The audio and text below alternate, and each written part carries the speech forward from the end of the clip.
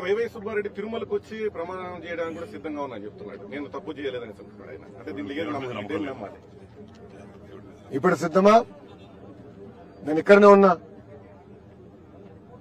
ఉన్నా. Report clarity ఇంకేం కావాలి ఆయనకి? అంటే ఆయనకి గ్రిప్ లేదా? ఈయోగా ఉన్నప్పుడు ఆయన తెలియదా ఏం జరిగిందో?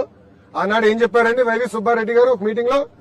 అవుతే ఏముంది ఒక 5,000 పెంచుదాం, అవుతే ఏముంది 10,000 పెంచుదాం ఫీ, అవుతే ఏముంది 15,000 పెంచుదాం అన్నాడు. అంటే ఎంత అహంకారంగా వివరించారండి.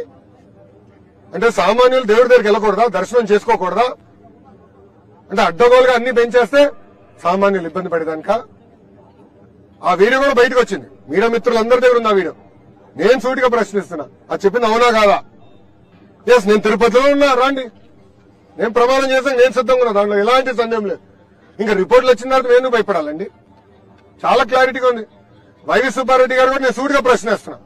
గతంలో మీరు ఇలానే పింక్ డైమండ్ రాజకీయాలు చేశారు. ఆనాడు ప్రత్యేకంగా నా పైన, మా ముఖ్యమంత్రి చంద్రబాబు నాయుడు గారి పైన ఆరోపణలు చేశారు. దేవుడు పింక్ డైమండ్ ఏదో దొంగలిచ్చామని. ఏమైంది స్వామి అది? 5 సంవత్సరాలు మీరు ఏం పీకారని అడుగుతున్నా. అంటే రాజకీయం చేస్తాం తప్ప పవిత్రత కాపాడతాం మీకు తెలీదా అని సూటిగా వైవి సుబ్బారెడ్డిని నేను ఈరోజు ప్రశ్నిస్తున్నాను.